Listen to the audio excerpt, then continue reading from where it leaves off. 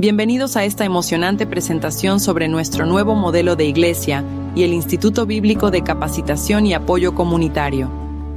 Nuestra visión es construir una comunidad de creyentes arraigada en la verdad del Evangelio, capacitada para discernir con sabiduría en un mundo lleno de desafíos. Nuestro Instituto Bíblico de Capacitación y Apoyo Comunitario es una plataforma destinada a edificar a nuestros hermanos en su fe y en su servicio a la comunidad. Nuestra visión es construir una comunidad de creyentes basada en la verdad y la autenticidad del Evangelio. Seguimos el ejemplo de Jesús, enfatizando el amor y el servicio como partes integrales de nuestra fe. Nuestro modelo incluye la adoración, el discipulado, el servicio comunitario y la capacitación bíblica. Adoramos a Dios en todo lo que hacemos, crecemos en la fe, servimos a nuestra comunidad y buscamos una edificación integral. El programa de carrera ministerial es esencial para cumplir con nuestra visión. Ofrecemos formación teológica, competencias laborales y consejería familiar. Comenzamos el 19 de mayo con clases presenciales, que luego pasarán a formato en línea, además de talleres prácticos y cursos de certificación. Te invitamos a unirte a nuestra visión. Inscríbete en los programas, involúcrate en los proyectos de servicio y comparte esta misión con otros. Que todo lo que hagamos, lo hagamos para la gloria de Dios.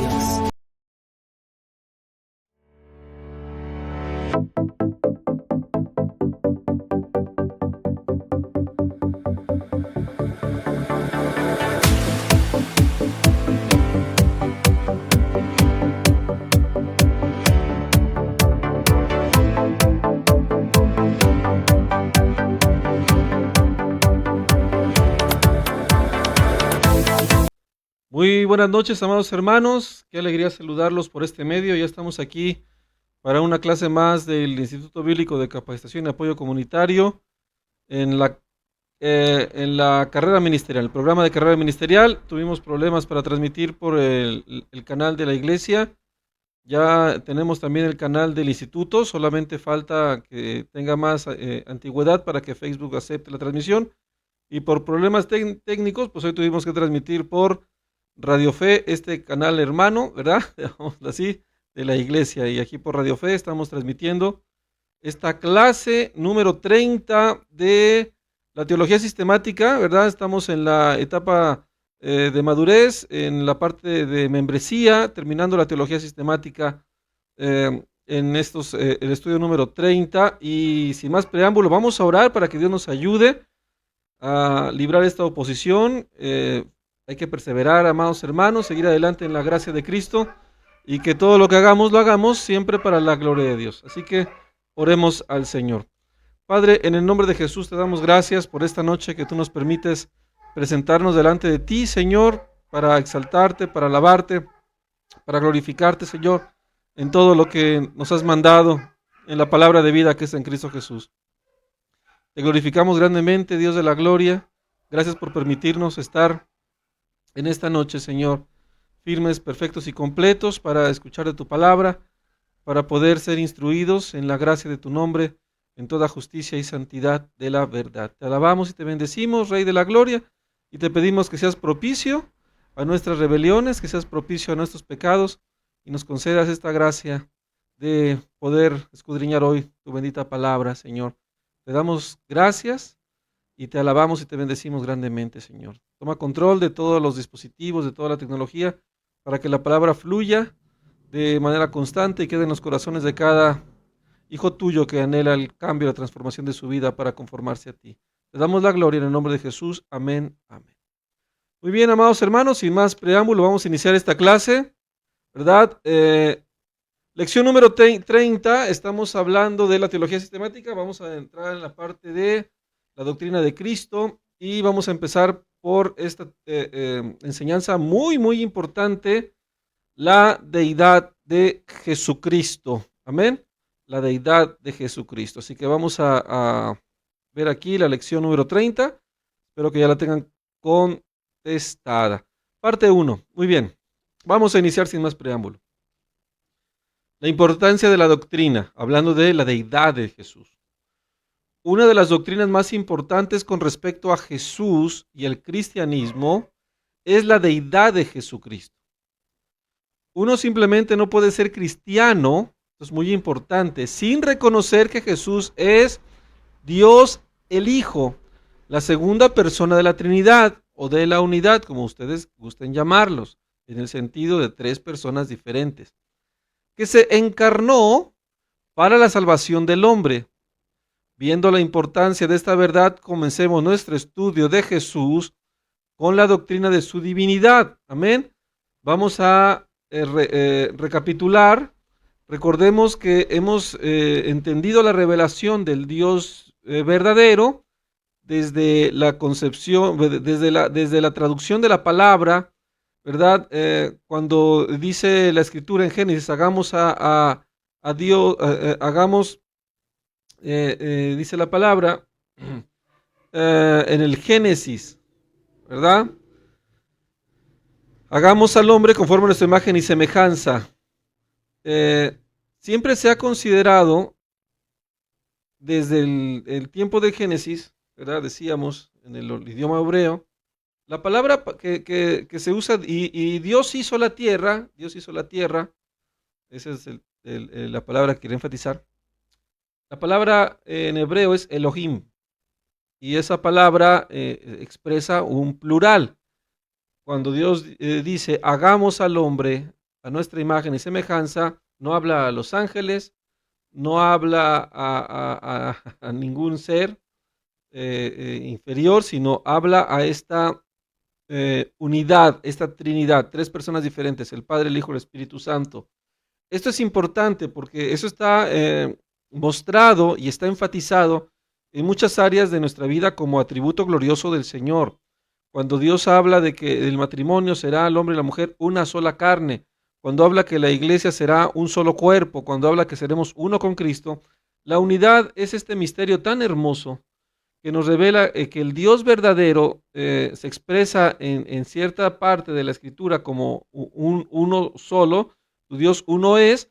Ese término de uno no es que sea una persona nada más, sino habla de una perfecta Trinidad, una perfecta unidad, que es exactamente lo mismo. Entonces encontramos en la revelación de Cristo, en la Escritura, ya más luz a esta verdad, y a partir de que nuestro Señor Jesucristo viene a la tierra, se expresa esta encarnación de el Hijo, de la segunda persona de la Trinidad, o la unidad, como quieran llamarlo. Trinidad, dentro de la cátedra se ha escogido esta palabra para expresar mejor esta doctrina como una etiqueta de autenticidad, pero la palabra bíblica es unidad. La palabra unidad se ha corrompido, lamentablemente, y por eso se usa con la Trinidad dentro de la doctrina, dentro de la cátedra teológica, para expresar bien esta verdad. Pero la Biblia habla de tres personas diferentes, compartiendo gloriosamente una unidad perfecta que los hace uno, el Padre, el Hijo y el Espíritu Santo. Entonces ahora el Hijo, no hablamos de la segunda persona por mención, no por importancia, porque los tres operan en la misma importancia, en la misma unidad. Vamos a verlo y vamos a entender cómo la Biblia nos revela esta gracia, nos revela este entendimiento. Entonces entendemos que Jesús se ha encarnado, Jesús se despojó, ¿verdad? Se hizo como nosotros. Sin embargo, se le atribuye bíblicamente también esta característica de deidad. Entonces, sí es importante entender una doctrina muy importante, entendemos que Jesús es 100% hombre, Jesús es 100% Dios en el contexto general. Hay veces que está operando en total humillación para darnos ejemplo, para darnos esperanza.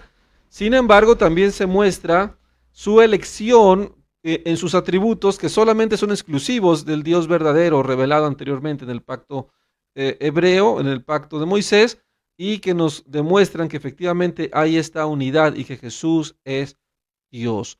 Ya que opera en cierto tiempo despojado de esta gloria, es una enseñanza muy hermosa. Pero la realidad es que bíblicamente tenemos que entender que Jesús es el Señor. Vamos a ver, ahora sí, en materia. Jesús se le llama Dios. Una de las evidencias más grandes de la deidad o divinidad de Jesús son los versículos que directamente lo llaman Dios. ¿Qué enseña Juan 1:1 con respecto al verbo? Dice, el verbo era en el principio, una referencia a la naturaleza eterna. Recordemos que el Señor es el alfa y el omega, el principio y el fin. Y dice, el verbo era con Dios, una referencia a su personalidad propia y también a la unidad de la que estamos hablando. El verbo era Dios, una referencia a su deidad. Entonces estamos hablando que es desde el principio con Dios, entendiendo esta diferenciación de personas, pero que era Dios también en esta unidad gloriosa, en esta Trinidad, unidad. Amén. Juan 1:1 testifica que la deidad del verbo, el verbo era Dios. Según Juan 1:14, ¿quién es el verbo? Dice, y aquel verbo fue hecho carne y habitó entre nosotros, y vimos su gloria, gloria como el unigénito del Padre, lleno de gracia y de verdad. ¿Quién es el unigénito del Padre? Jesucristo, nuestro Señor. Y Él es el verbo que era Dios. Esto es muy importante, amados hermanos. ¿Por qué? En el antiguo pacto hay muchos textos que se habían revelado, se habían expresado al hombre quien tenía un velo y una dificultad para comprender las verdades de la palabra, pero esta revelación no dependía del entendimiento del hombre. Esta revelación se dio por voluntad del Señor a raíz de que hasta cierto tiempo, hasta que llegase Jesús, lo íbamos a entender. Pero en todo el antiguo pacto se habla de que la obra salvadora es de Jehová, de que la obra salvadora es del Dios verdadero. Él es el Salvador. No se entendía, perdón, cómo esto hacía referencia ahora a el Hijo, pero cuando Jesús llega, se resuelve el misterio, se entiende todo, ¿verdad? No puede nadie más aparte de Jehová salvarnos. Tiene que ser el mismo Dios verdadero el que hace esta gracia. ¿Y cómo lo hace? A través de el Hijo. Si Jesús no fuera Dios, habría un problema muy grande con el antiguo pacto, porque no podría a Jesús dársele ninguna consideración. Sería una blasfemia si Jesús no fuera uno con Dios o fuera el Dios verdadero. Por eso es tan importante esta doctrina, porque el que no tiene al Hijo no tiene al Padre.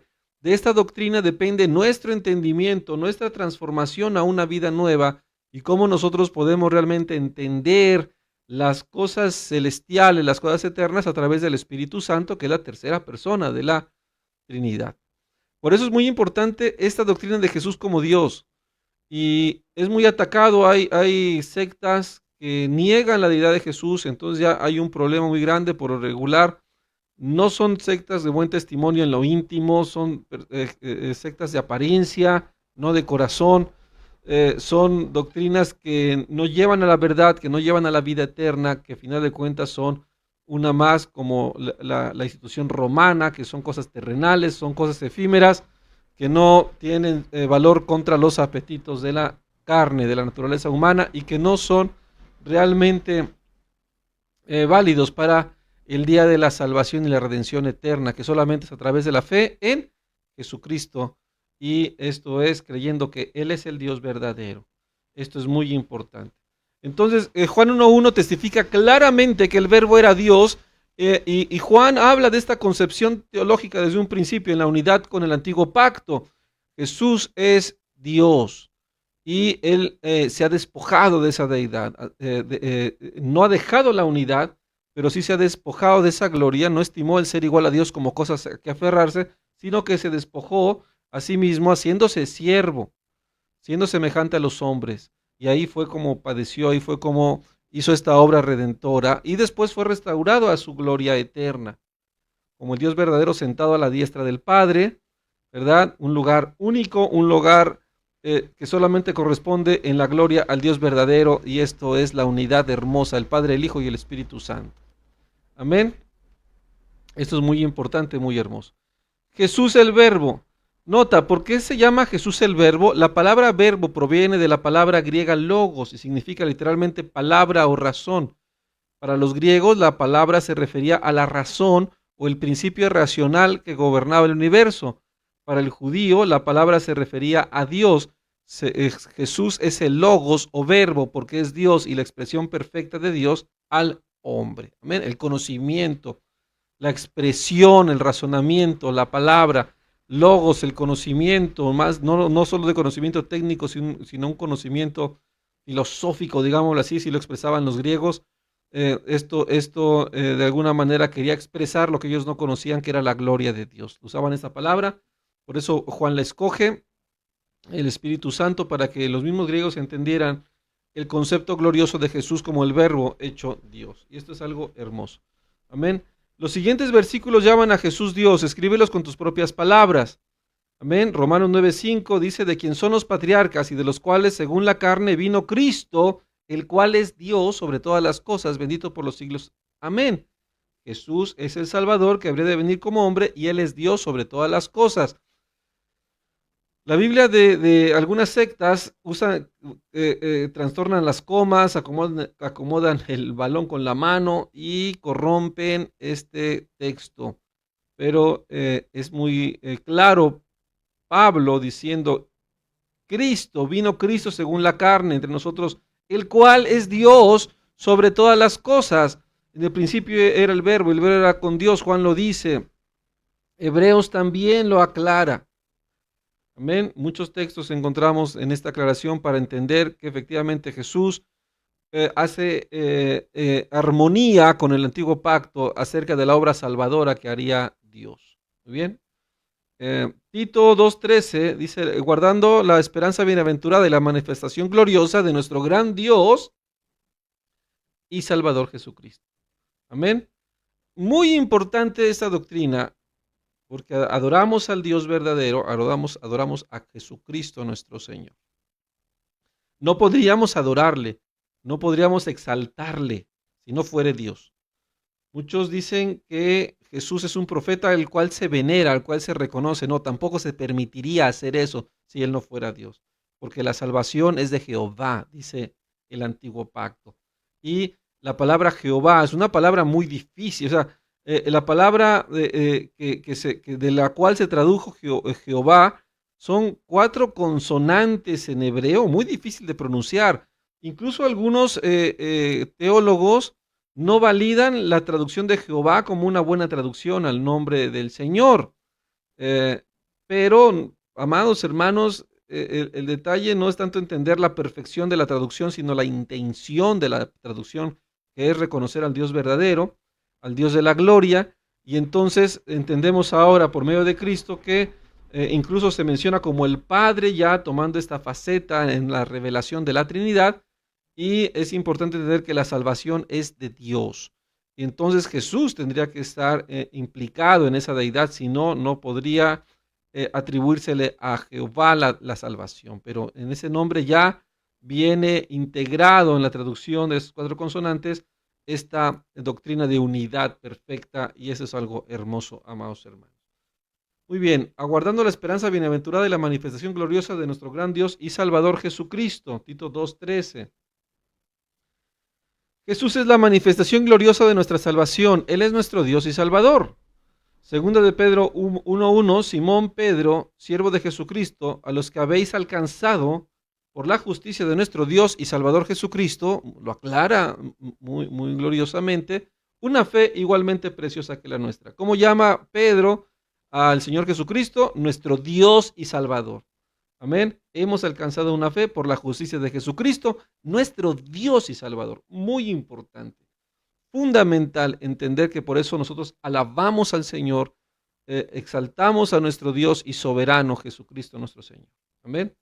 Ya no tendríamos que tener problema con esto si hemos entendido la doctrina de la Trinidad, ya la explicamos en esta teología sistemática, y tenemos que entenderla gloriosamente para que esto pueda fortalecerse más, pero depende mucho la transformación de nuestro corazón, el que podamos creer que Jesús se despojó, Él nos salvó y Él ha sido exaltado para volver a reinar en esa unidad con el Padre, el Hijo y el Espíritu Santo, y nosotros seremos integrados a esa unidad en el día de la salvación y la manifestación gloriosa de nuestro gran Dios y Salvador Jesucristo. Amén. Primera de Juan 5:20, pero sabemos que el Hijo de Dios ha venido y nos ha dado entendimiento para conocer al que es verdadero, y estamos en el verdadero, en su Hijo Jesucristo. Este es el verdadero Dios y la vida eterna. Amado hermano, si la traducción, si la editorial que tradujo la Biblia que tú tienes, estos versículos no los expresa de esta manera, amado hermano, esta ha sido una muy mala traducción que tiene tendencias doctrinales, místicas, engañosas. ¿Ven?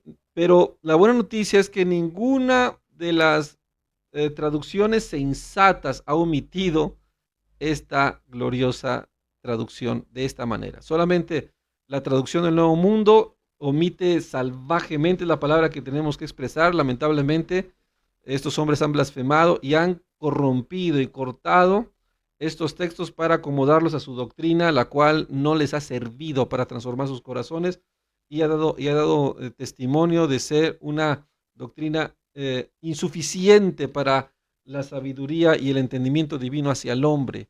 Entonces esas Biblias no sirven ni como diccionario ni como referencia, no tiene caso.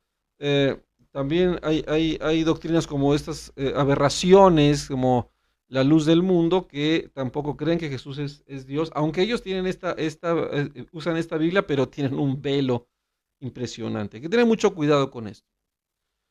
Si una llamada Iglesia de Cristo no considera a Jesucristo como Dios y Salvador, amado hermano, huye de allí. Huye de ahí, porque no vas a lograr entender el propósito de la salvación, no vas a lograr cambiar tu corazón. De por sí es difícil, entendiendo la doctrina correcta, porque depende también del corazón, pero va a ser más difícil si tienes una doctrina incorrecta. Así que hay que escapar de allí. Muy bien, Jesús es el Dios verdadero. Él es el verdadero Dios y la vida eterna, dice 1 Juan 5:20. Jesucristo nos ha dado entendimiento para conocer al Dios verdadero. Él mismo es Dios y la vida eterna. Esta es la revelación del pacto nuevo. Amados hermanos, tenemos que entender esta doctrina con todo nuestro corazón y saber que Jesucristo es nuestro Salvador. Él es Dios verdadero. Podemos orar a Él, podemos clamarle a Él, podemos pedir a Él, podemos descansar en Él, en sus promesas. Estamos en completo equilibrio y armonía con toda la Escritura. Isaías 9:6 es una de las profecías más importantes con respecto al nacimiento de Jesús. ¿Qué afirma este texto con respecto a la deidad de Jesús? Isaías dice: porque un niño nos es nacido, hijo nos es dado, y el principado sobre su hombro, y será llamado su nombre admirable, consejero, Dios fuerte, con D mayúscula, Padre eterno y príncipe de paz. ¿Cómo llama Isaías a este niño que nacerá de una virgen? Lo llama el Dios fuerte, porque es este Hijo de Dios encarnado, ¿verdad?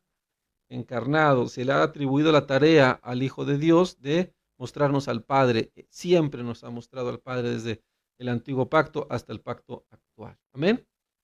Lee Isaías 7:14 y Mateo 1:23. ¿Cuál es el nombre o título dado a Jesús en la profecía de Isaías? ¿Qué significa el nombre? Bueno, por tanto el Señor mismo os dará señal. He aquí que la Virgen concebirá y dará luz a un hijo y llamará su nombre Emmanuel, que quiere decir Dios con nosotros. Amén. Todo esto con Dios con D mayúscula en referencia al Dios verdadero, Dios con D minúscula en referencia a un Dios falso. Jesús en todos estos versículos se expresa con Dios en mayúscula, y esto es referencia al Dios verdadero. Leyendo Juan 20 del 24 al 29, después de haber visto a Jesús resucitado, ¿qué exclamó Tomás? ¿Se acuerdan? ¿Se acuerdan, Tomás? Bueno, con respecto a la persona de Jesús, cuando decía: yo hasta que no vea las llagas y meta mi mano, que cuando él mete la mano en su llaga, él tiene una revelación gloriosa. Él entiende perfectamente lo que está pasando por las llagas de Cristo, por esas llagas. Al meter las manos en las llagas, Tomás puede entender esta revelación. ¿Qué nos hace entender a nosotros? Que hasta que nosotros no estamos realmente entendiendo lo que Cristo hace en nosotros, el meter las manos a las llagas de Cristo significa poder entender todo lo que físicamente en la realidad el Señor está haciendo por nosotros, salvarnos día a día, darnos de su gracia, el poder respirar, el poder estar vivos, es una gracia que nos debe hacer exclamar lo que dijo Tomás, dice, Señor mío y Dios mío. Tomás reconociendo a Jesús como Dios. Esto es muy importante. Según Hebreos 1:8, ¿qué dice Dios el Padre con respecto a su Hijo Jesús? Dice Hebreos 1:8, más del Hijo dice, ¿qué dice los Salmos? ¿Qué dice la palabra del Hijo? Dice, tu trono, oh Dios, por el siglo del siglo, cetro de equidad es el cetro de tu reino, dice la palabra. Tu trono, oh Dios. ¿Cómo le llama David a Jesús? Oh Dios. Bueno, es una referencia al antiguo pacto.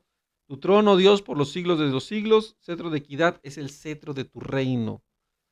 Así se le llama a Jesús Dios. Amén. Entonces vimos ya muchas referencias bíblicas irrefutables de que a Jesús se le llama Dios. Hay que entender la obra de Jesús como hombre despojado, pero no, de alguna manera, el que él se haya humillado no quiere decir que no sea Dios. Jesús es Dios.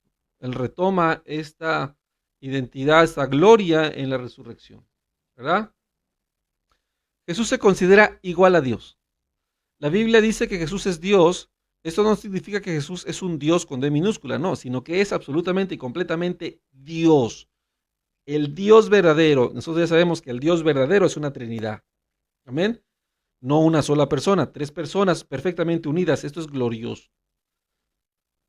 Veremos esta verdad en las siguientes partes de este estudio acerca de la perfecta igualdad de Jesús a Dios al Padre. O sea, Jesús dice en un texto, el Padre es mayor que yo.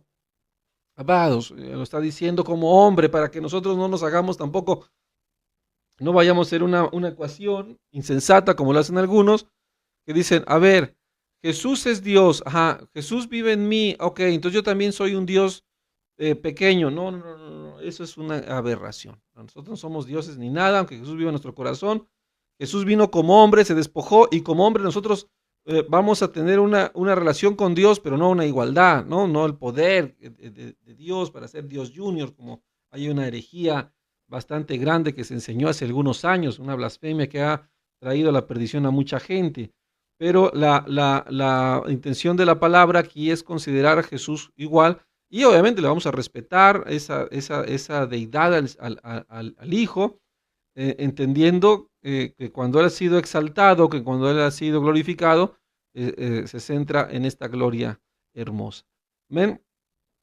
¿Qué enseña Filipenses 2:6 con respecto a la deidad de Jesús y su perfecta igualdad a Dios el Padre?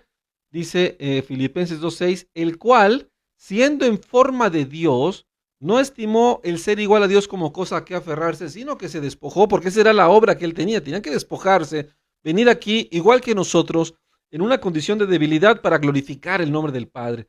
Pero Él, siendo en forma de Dios, o sea, Él se despojó. El despojarse es simplemente no aferrarse a ser igual a Dios. Amén. Sino que Él se hizo hombre. Entonces ahí se despojó. Él sí era y se despojó. No que se dejó de ser Dios, simplemente actuó como hombre para darnos ejemplo, darnos salvación y para darnos redención y darnos ejemplo. La gloria para Jesucristo nuestro Salvador, muy importante entenderlo. Nota, la palabra forma se refiere a la naturaleza o forma esencial de algo o alguien. El decir que Jesús era en forma de Dios significa que Jesús poseía todas las cualidades y atributos esenciales de Dios. En otras palabras, Jesús es Dios. Amén. Continuemos.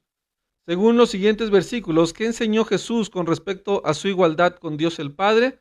Juan 12, 44 y 45 dice, Jesús clamó y dijo, el que cree en mí, no cree en mí, sino en el que me envió, y el que me ve, ve al que me envió. Está mostrando una verdadera referencia y identidad con Dios. Esto es hermoso, esto es glorioso. ¿Ven? Porque realmente Él era el Hijo de Dios y mostraba esta igualdad, la obra del Padre reflejada en Cristo gloriosamente. Juan 14, 8, 9, Felipe le dijo, Señor, muéstranos al Padre y nos basta. Jesús les dijo, por tanto tiempo hace que estoy con vosotros y no me has conocido, Felipe. El que me ha visto a mí, ha visto al Padre. ¿Cómo pues, dices tú, muéstranos el Padre? Esto es glorioso. Aunque Jesús venía en forma de hombre, despojado, Él logra conectar perfectamente en esa identidad con el Padre por esta misma naturaleza y puede expresarlo gloriosamente, entendiendo que el que ha visto a Jesús ha visto a Dios, ha visto al Padre, y esto hace esta identidad que solamente puede ser atribuida a Jesucristo, a nadie más. Esto es hermoso. Amén. ¿Qué enseñan los siguientes versículos con respecto a Jesús y su igualdad con Dios? Colosenses 1:15 dice: Él es la imagen del Dios invisible. Él es la imagen, exactamente igual, el primogénito de toda creación. El primogénito habla de la autoridad que tiene sobre la creación. Esto en el sentido humano. La intención divina y la intención humana. Jesús 100% Dios, Jesús 100% hombre. Y cuando viene como hombre, Él toma el lugar de Adán como primogénito de la creación. Adán era el primogénito de la creación, él peca, queda destituido, ahora Jesús es el segundo Adán, dice Pablo, entendiendo que ahora por él todos somos salvados. Entonces Jesús es el que tiene la autoridad sobre toda la creación, no que sea el primer creado, no, él tiene la autoridad sobre toda la creación. Colosenses 2:9 dice, porque en él habita corporalmente toda la plenitud de la deidad. En él habita corporalmente toda la plenitud de la deidad. En él habita corporalmente toda la plenitud. Eso es algo hermoso. Hebreos 1:3 dice, el cual, siendo el resplandor de su gloria y la imagen misma de su sustancia, y quien sustenta todas las cosas con la palabra de su poder, habiendo efectuado la purificación de nuestros pecados por medio de sí mismo, se sentó a la diestra de la majestad en las alturas, el cual siendo el resplandor de su gloria y la imagen misma de su sustancia. Jesús es Dios. Continuemos. Según los siguientes versículos, ¿por qué los judíos procuraban matar a Jesús? Juan 5, 17, 18, y Jesús le respondió, mi Padre hasta ahora trabaja y yo trabajo. Dice, por esto los judíos aún más procuraban matarle, porque no solo quebrantaba el día de reposo, sino que también decía que Dios era su propio Padre, haciéndose igual a Dios. Esto los judíos lo entendían perfectamente bien y era algo que ellos lo consideraban como una blasfemia, por eso querían apedrearlo. No entendían, tenían un velo gigante en su corazón, en sus ojos, en sus oídos, pero la Biblia es muy clara acerca de Jesús en esa identidad como Dios. Muy bien, amados hermanos, muy bien. ¿Cómo vamos, amados? ¿Cómo están? Qué bendición, ¿verdad? Que estamos pendientes de la transmisión. Gloria a Dios, los hermanos que están conectados. Entonces, amados, qué importante es esta doctrina. Amén. Muy importante, fundamental, que entendamos la deidad de Cristo. Amén. Muy bien, sigamos adelante, amados. Continuemos con la presentación. Muy bien. Perfecto. Juan 10, 30, 33. Yo y el Padre somos uno. ¿Ven? Esto los judíos entendían perfectamente, pero no entendían que cuando se hablaba de Dios, se hablaba de una unidad, o sea, Trinidad, vuelvo a repetirlo, o sea, el Padre, el Hijo, el Espíritu Santo. Esto les hacía, era gravoso porque ellos eran egoístas, no podían unirse a su esposa, no podían unirse entre ellos. Y miren, amados hermanos, tan gloriosa es la doctrina de la unidad, o Trinidad, mejor dicho. La Trinidad dentro del lenguaje de la cátedra teológica, pero de la unidad dentro del lenguaje bíblico, es muy importante porque imagínense, la iglesia primitiva había ex bárbaros, ex judíos, ex griegos, escitas, una gran diversidad cultural, una gran diversidad ideológica, y lograron ser uno, porque eso fue la oración que hizo Juan 17. ¿Cuál es nuestro reto ahora en este tiempo? El poder ser uno como iglesia, como cuerpo de Cristo. Ese es el gran reto. Sí se puede. ¿Qué nos detiene? Lo mismo que detenía a los judíos, ese egoísmo, ese egocentrismo, esa jactancia. El egoísmo es una palabra muy profunda que expresa muchos detalles que separan la unidad, porque para ser humilde hay que ser, para estar en unidad hay que ser humilde. No podemos estar en unidad si no tenemos humildad. No podemos estar en unidad si no tenemos el carácter de Cristo, la humildad. Y los judíos no lo podían entender porque para ellos, o sea, era yo y yo y yo y mis dientes nada más, luego mis parientes. No, no, no, el Señor Jesús muestra la esencia de Dios desde el principio eterno, donde Él mismo expresa la traducción, que la palabra hebrea, Elohim, es un plural muy bien marcado, un equipo bien mostrado, un atributo glorioso que se muestra en toda la parte práctica de la doctrina de Cristo, la unidad. Y esto lo enseña el Señor. Todos los judíos que no entendían esto, cuando escuchaban, para ellos escuchaban ese término, era gravoso, entendían perfectamente, pero no lo querían obedecer. Jesús dice, yo y el Padre somos uno. Entonces los judíos volvieron a tomar piedras para apedrearle. Jesús les dijo, muchas buenas obras os he mostrado de mi Padre, ¿por cuál de ellas me apedreáis? Le respondieron los judíos diciendo, por buena obra no te apedreamos, sino por la blasfemia, porque tú siendo hombre te haces Dios. Amados hermanos, esto es glorioso.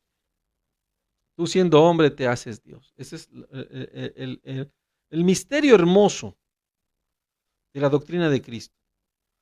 Lo que tenemos que entender nosotros para poder tomar de esta plenitud y adorarle a nuestro Señor y Salvador Jesucristo y entender la gloria de su deidad y la revelación que Él nos pide en la humildad para poder tener comunión con Él. Es un privilegio hermoso.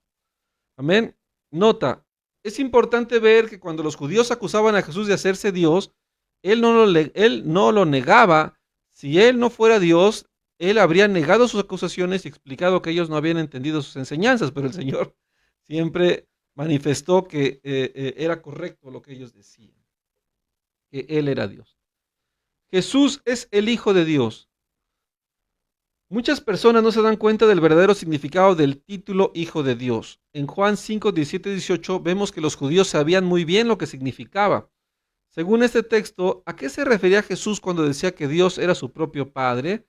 Bueno, pues afirmaba que Él mismo era Dios. El Hijo de Dios era perfectamente entendido de que Él había sido engendrado por Dios como persona, pero con la misma esencia de la pertenencia paternal o la propiedad de la unidad, el Hijo de Dios. Glorioso.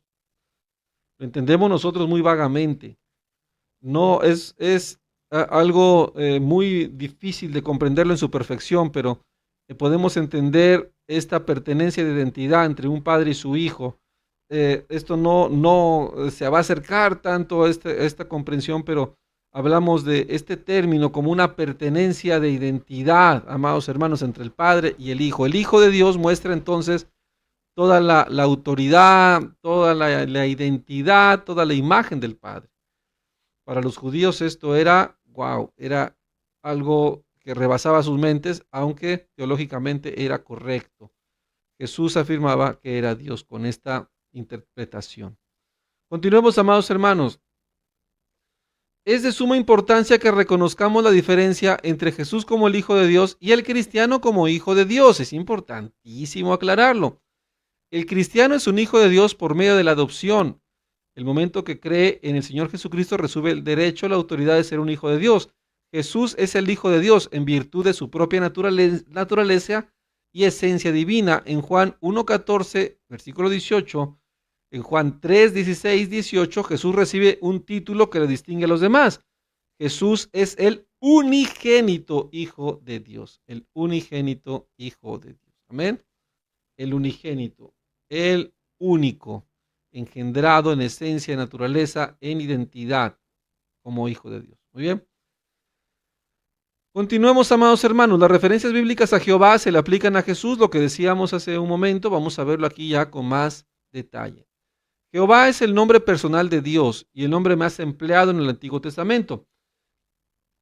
5.321 veces como una designación de Dios. Quiero aclarar, amados hermanos, que no queremos entrar en la polémica que si Jehová es correcta traducción o no. No, amados hermanos, vamos a usarla porque ha sido la traducción que se usó en un tiempo por esos hombres que tradujeron la escritura, Considero de Reina, Cipriano de Valera. Escogen esta palabra porque era tan difícil, o sea, es algo que también Dios les dio ese don y nosotros entendemos ahora la intención de la palabra, no la perfección de la palabra. Así que vamos a usar Jehová en ese sentido. Pero lo que sí se dice que es una designación al Dios verdadero. Significa literalmente aquel que es o aquel que será, y se refiere a Dios como el único e incomparable Dios eterno y sin limitaciones.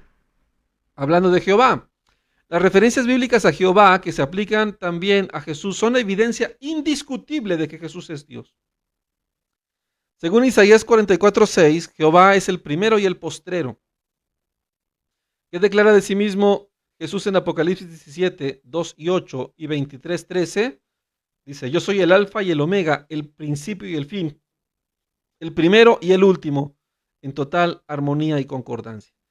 No podría hacerse una referencia diferente, porque ya desde el antiguo pacto se reflejaba ya la obra de Cristo integrada en la deidad de Dios.